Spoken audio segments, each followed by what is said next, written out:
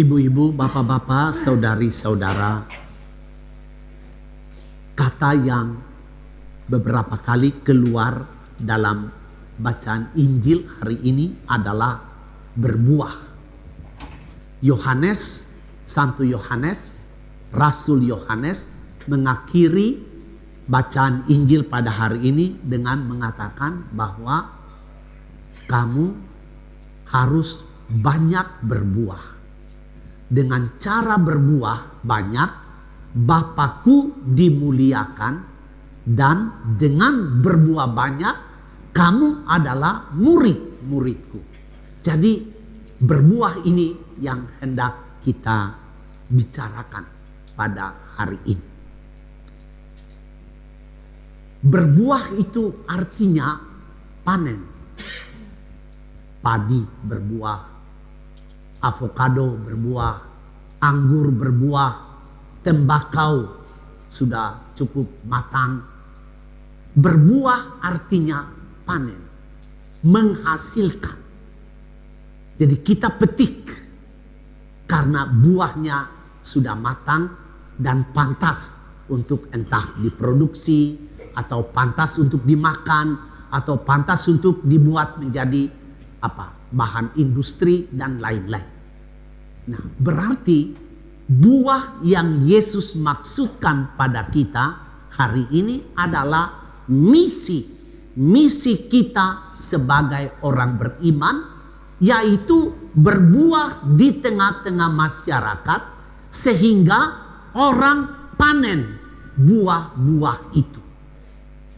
Nah, pertanyaan kita adalah buah apa yang Yesus maksudkan kita hasilkan, atau buah apa yang menjadi panen melimpah dalam hidup di dunia ini dan banyak orang memanen buah itu. Nah, buah yang pertama adalah buah iman. Buah iman itu berarti kami sebagai orang beriman tidak meragukan sedikit pun Tuhan punya kebaikan. Tidak meragukan sedikit pun Allah punya kebijaksanaan, dan tidak meragukan sedikit pun bahwa Allah kita itu maha kuasa. Itu artinya buah iman. Dan orang-orang yang punya buah ini, mereka itu mengalir seperti air.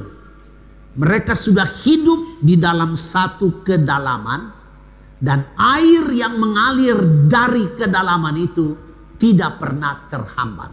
Dia terus-menerus mengalir.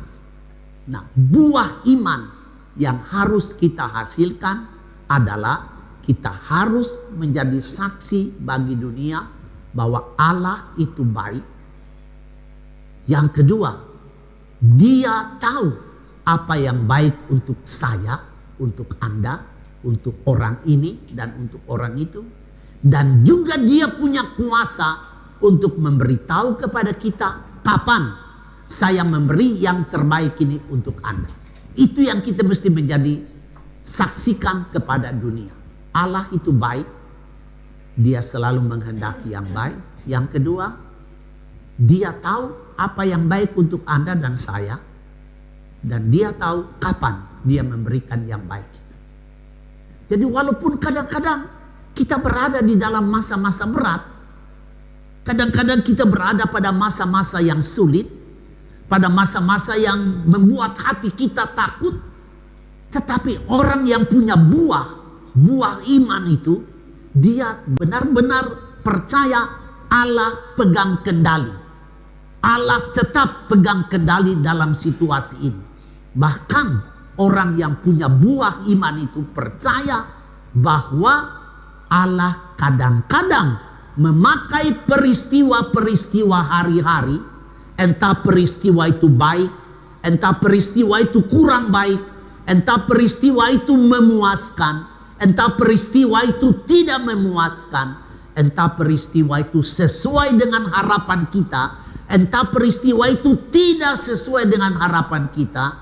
Orang yang punya buah iman itu, dia tetap percaya bahwa Allah melalui peristiwa-peristiwa itu akan mendatangkan kebaikan kepada anak-anaknya. Ini buah iman yang kita harus hasilkan. Buah yang kedua adalah buah kasih. Selalu kita harus menghasilkan buah kasih itu. Dan buah kasih kita semua kenal nama-nama lain dari buah kasih itu. Buah kasih artinya saya peduli bagi orang lain. Jadi saya tidak hidup di dalam ruang hampa, tetapi saya hidup bersama-sama dengan orang lain. Maka saya peduli bahwa ada orang di sekitar saya. Yang kedua, karena saya peduli bahwa ada orang lain di sekitar saya, maka saya mau berbagi dengan mereka. Apa yang saya punya, saya tidak mau tahan untuk diri sendiri, tetapi saya mau berbagi dengan orang yang saya tahu ada di sekitar saya.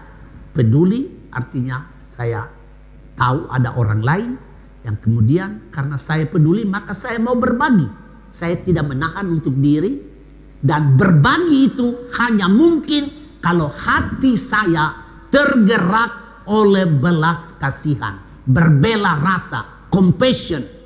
Kita punya hati selalu tergerak kalau melihat orang dalam keadaan susah.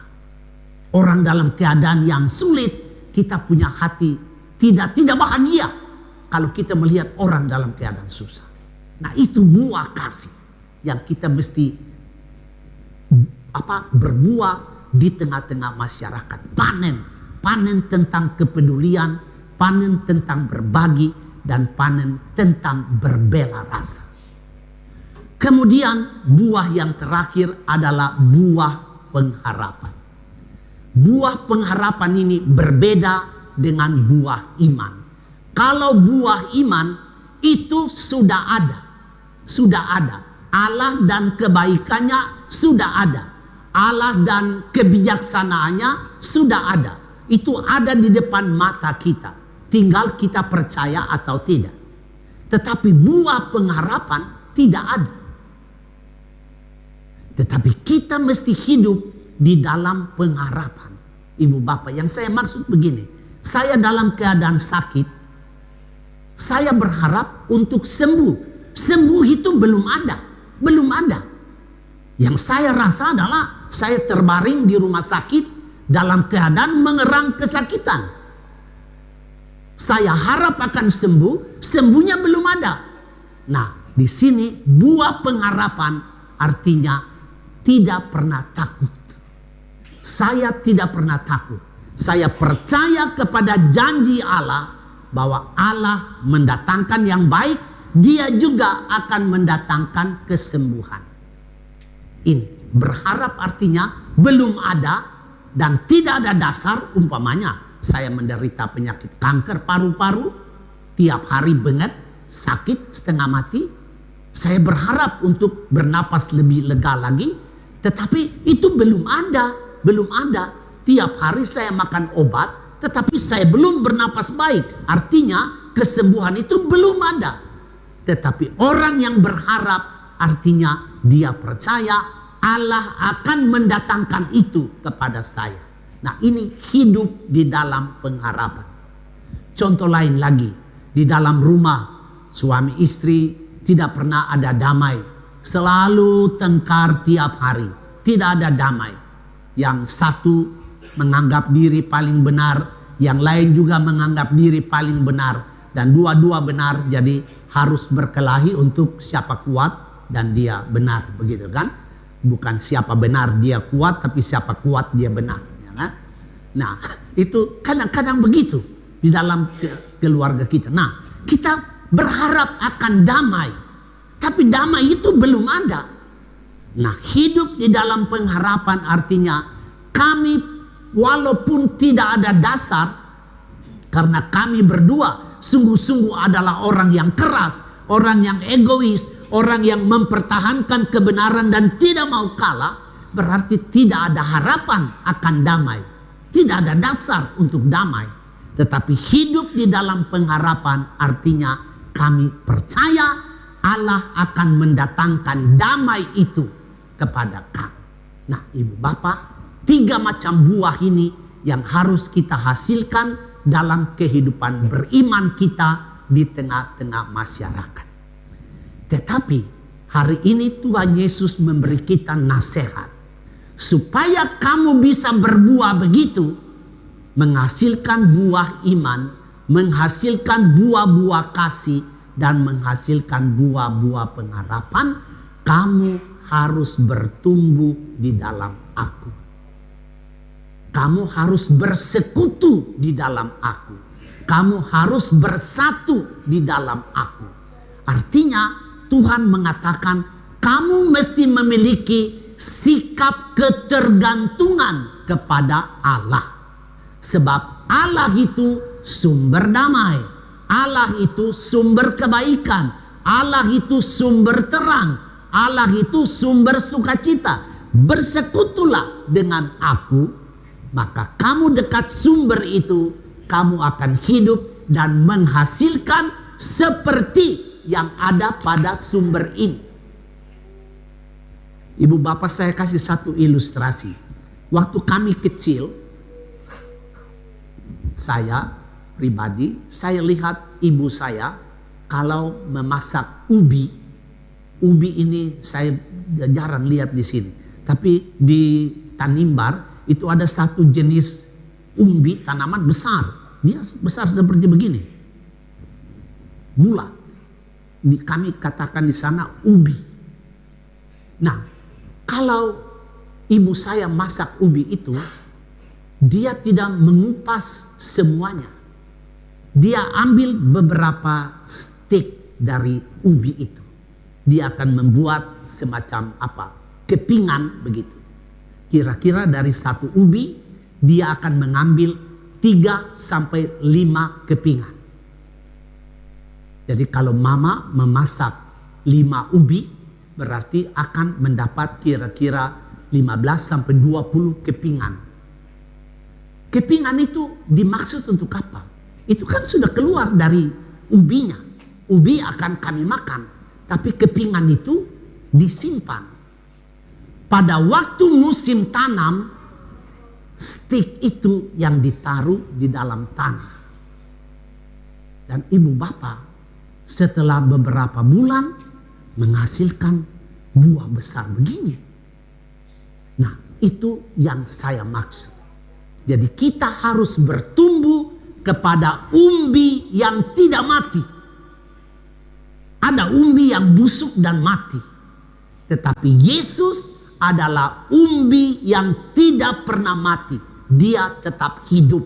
Dan karena kita bertumbuh kepada kehidupan, kita pun akan menghasilkan buah seperti yang hidup itu. Dan ibu bapak, saudara-saudari, apa artinya kita bertumbuh di dalam Tuhan, bertumbuh di dalam Yesus, supaya kita boleh menghasilkan buah iman, buah kasih, dan buah pengharapan. Bertumbuh di dalam Tuhan artinya kami takut akan Tuhan. Takut akan Tuhan itu bukan takut yang membinasakan. Takut akan Tuhan bukan takut yang menghancurkan. Tetapi takut akan Tuhan artinya takut yang akan membuat kita bebas, bertumbuh bebas untuk menghasilkan buah-buah itu. Takut akan Tuhan artinya berjalan di lorongnya. Tuhan punya lorong selalu sempit. Tetapi dia minta, jalanlah di lorong saya. Dan Tuhan tidak pernah akan kompromi. Oh, karena kamu susah jalan, jadi saya mesti bikin lorong yang besar. Tidak. Lorong Tuhan tetap begitu. Dan dia minta supaya kalau kamu benar-benar takut akan saya, berjalanlah di lorong saya. Yang kedua, takut akan Tuhan artinya berpegang teguh kepada perintah-perintahnya. Kita semua tahu perintah Tuhan, semua tahu. Ada 10. Itu saja yang dia minta. Berpegang kepada perintah ini.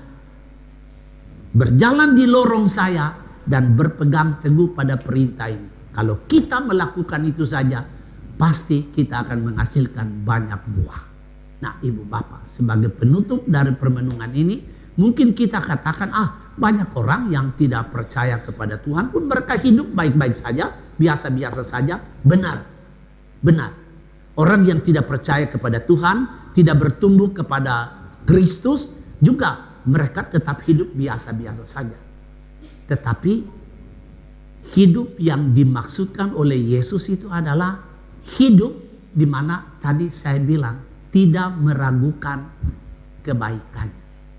Orang yang tidak percaya kepada Tuhan, ketika dia berhadapan dengan masa sulit, dia stres.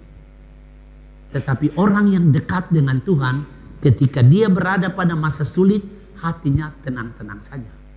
Dia damai. Itu bedanya. Orang yang dekat dengan Tuhan, ketika dia melihat sesama, hatinya tergerak. Orang ini susah. Saya tergerak untuk menolong. Tetapi ada orang yang hidup baik-baik, ketika melihat sesama, sama sekali tidak tergerak hatinya.